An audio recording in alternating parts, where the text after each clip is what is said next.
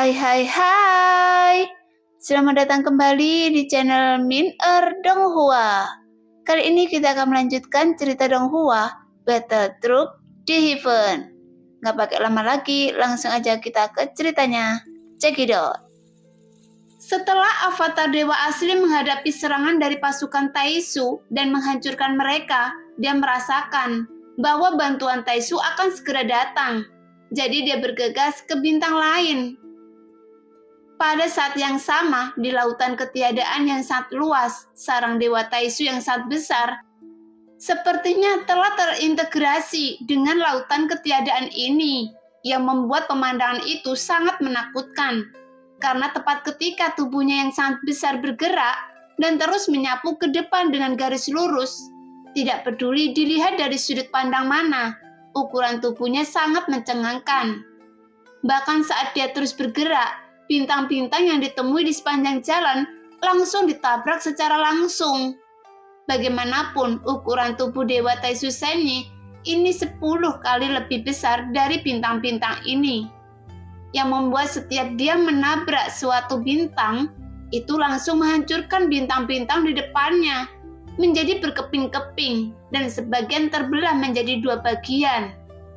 Sebelum akhirnya meledak dan berubah menjadi pecahan meteorit yang tak terhitung jumlahnya di seluruh kehampaan.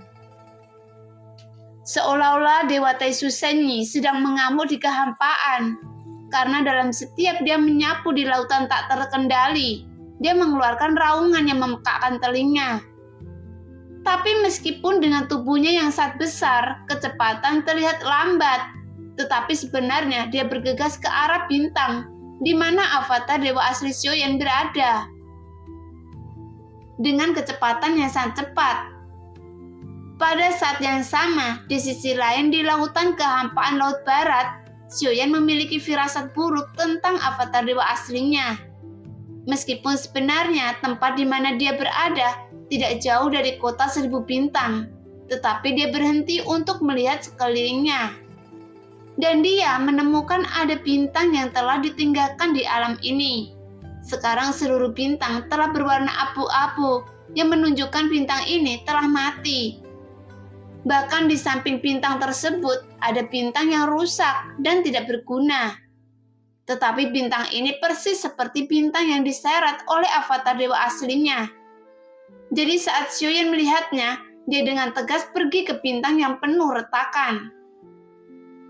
Setelah dia datang ke bintang yang telah hancur ini, dia menemukan bahwa bintang ini dihancurkan oleh sinar pemusnahan Taisu Senyi. Jadi hanya masalah waktu sebelum akhirnya runtuh menjadi berkeping-keping. Tapi sebelum Xiaoyan akan meninggalkan bintang ini, tiba-tiba nyala api keluar dari telapak tangannya. Kemudian teratai api murka Buddha mengembun dengan gila-gilaan, melayang di udara dan menyapu ke arah bintang yang akan hancur tersebut. Tuar! Dengan cepat, suara ledakan bergema, menghancurkan bintang itu menjadi berkeping-keping. Jelas sekarang Xiaoyan berpikir, alasan mengapa dia menghancurkan bintang mati ini. Karena jika Taisu menggunakan bintang sebagai titik koordinat, maka Taisu akan mengetahui jejaknya. Jadi Xiaoyan memilih menghancurkan bintang ini untuk menghapus jejak keberadaannya. Oleh karena itu, Xiaoyan terus menggunakan teratai api murka Buddha yang sangat kuat untuk terus menghancurkan bintang-bintang yang bobrok ini di sekitarnya, yang membuat meledak secara langsung, yang menyebabkan dampak dari kekuatan penghancur ini berubah menjadi lautan api yang menyebar dan menelan segala sesuatu di sekitarnya, sehingga hancur dan runtuh. Namun untuk menghancurkan bintang-bintang ini, Xiaoyan hanya sedikit membutuhkan kekuatan eksternal dari 3 jantung api. Setelah Xiaoyan menghancurkan semua bintang bobrok di sekitarnya, dia mengepakkan tinjunya, kemudian dia meminta maaf, bahkan mata menunjukkan kesedihan yang mendalam. Jelas dia tidak bisa lagi membayangkan betapa makmur dan kuatnya bintang ini sebelumnya, tetapi sekarang telah menghilang selamanya di lautan ketiadaan ini. Dan semua ini terjadi karena Taisu menginvasi Sensi dan menjara sumber daya di dalamnya.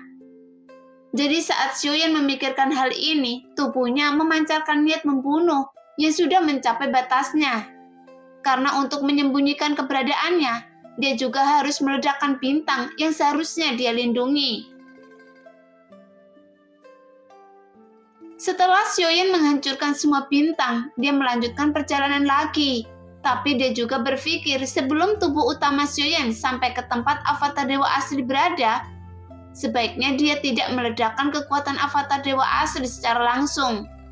Karena dia merasa sudah tidak ada gunanya membiarkan avatar dewa asli untuk terus memprovokasi Taisu. Meski begitu, Xiaoyan juga merasa, bajingan, orang ini terus menyeret bintang bobrok yang mengandung logam yang sangat kuat, yang menunjukkan orang ini juga cukup pintar, sehingga dia benar-benar meledakkan pasukan Taisu saya. Tetapi jangan berpikir Anda bisa melarikan diri sekarang. Komandan wanita Taisu mendengus dingin, matanya dipenuhi dengan niat membunuh yang sangat kuat. Bagaimanapun, avatar dewa asli telah mengambil sejumlah besar baju besi dewa palsu mereka. Jadi secara alami, dia tidak akan membiarkan avatar dewa asli Xiaoyan pergi dengan mudah dari area kota 1000 bintang. Cepat, kirimkan pasukan ke area orang ini menghilang dan temukan orang ini secepat mungkin. Jangan biarkan dia melarikan diri dengan mudah. Gunakan kekuatan Dewa Taisu Senyi untuk mencari orang ini. Setelah komandan wanita Taisu memberi perintah, dengan cepat Dewa Taisu Senyi dipenuhi dengan sosok yang tak terhitung jumlahnya, langsung bergerak dengan kecepatan yang sangat cepat.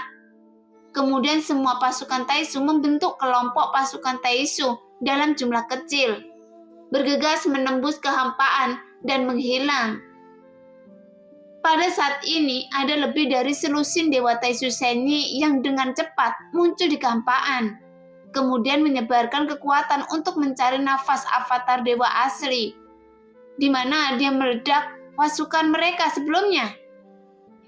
Sekarang selusin Dewa Taisu Senyi segera terbagi menjadi beberapa gelombang, kemudian menyapu ke segala arah, mencari jejak nafas avatar dewa asli.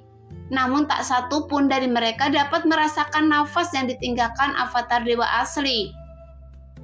Sebenarnya, avatar dewa asli Xiaoyan berada di bintang logam, tapi meskipun beberapa Dewa Taisu Senyi melewatinya, mereka tidak menemukan avatar dewa asli sama sekali, karena Xiaoyan tenggelam ke dalam inti bintang logam ini. Jelas, avatar dewa asli juga memiliki kemampuan untuk menyembunyikan nafasnya.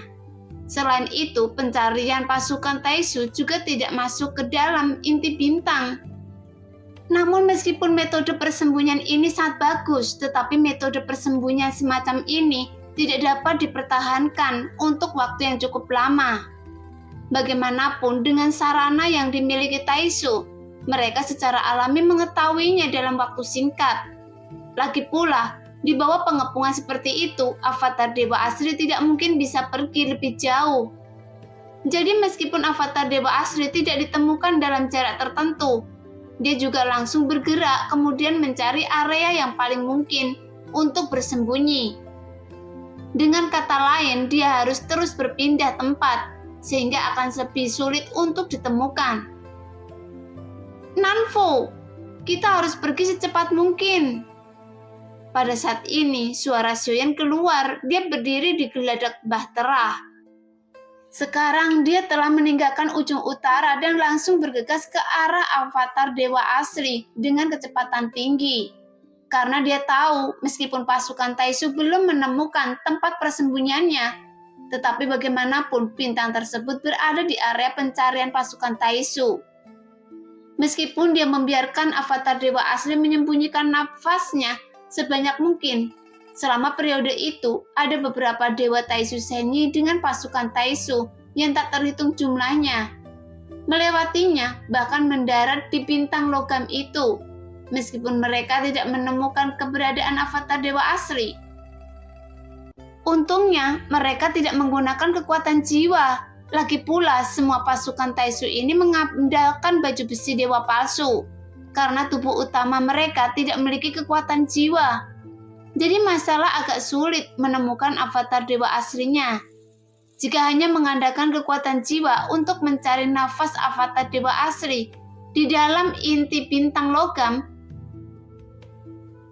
seharusnya bajingan ini tidak pergi dari tempat ini. Pasti dewa asli ini bersembunyi di suatu tempat.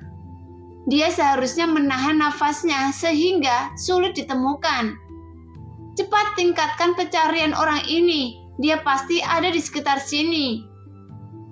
Komandan wanita Taisu mengenakan baju besi dewa palsu yang sangat kuat, berbicara dengan tegas.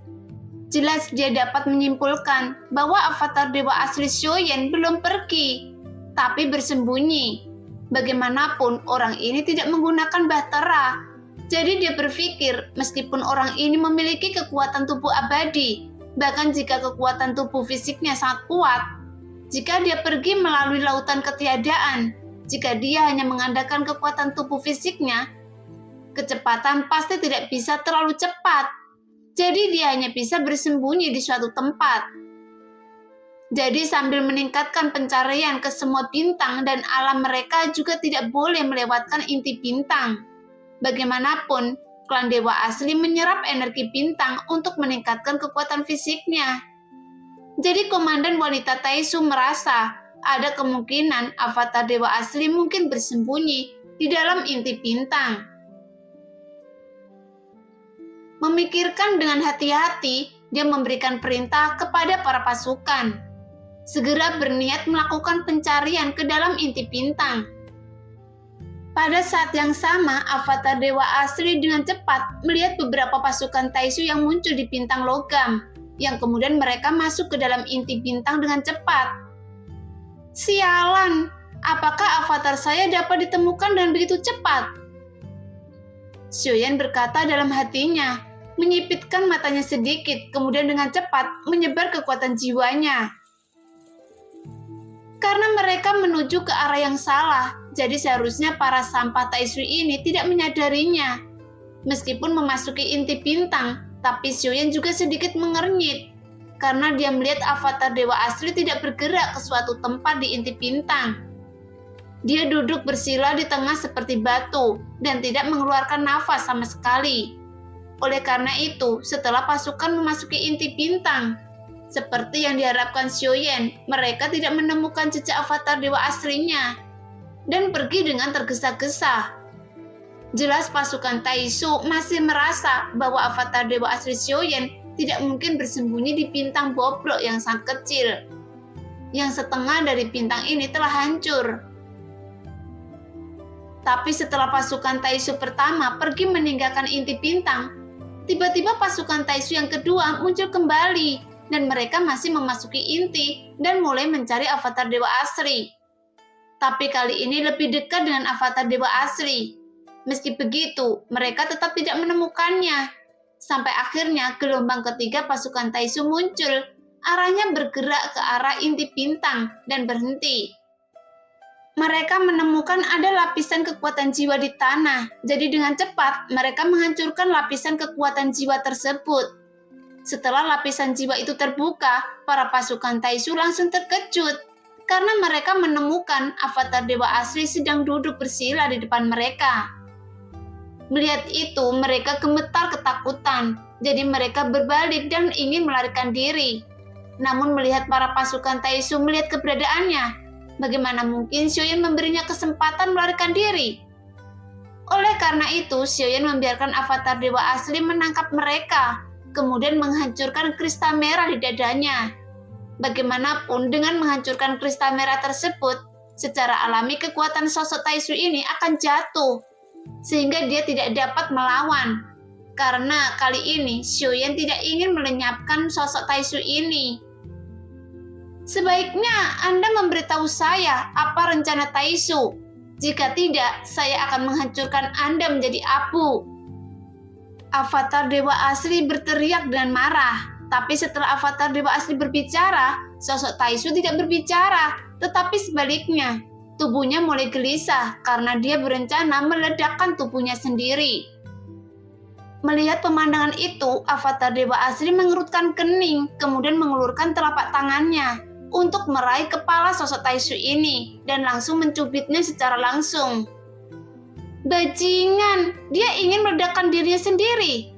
Jika itu terjadi, maka keberadaan saya akan terungkap. Avatar Dewa Asli mendengus dingin. Dirgahayu Republik Indonesia. Merdeka, merdeka, merdeka.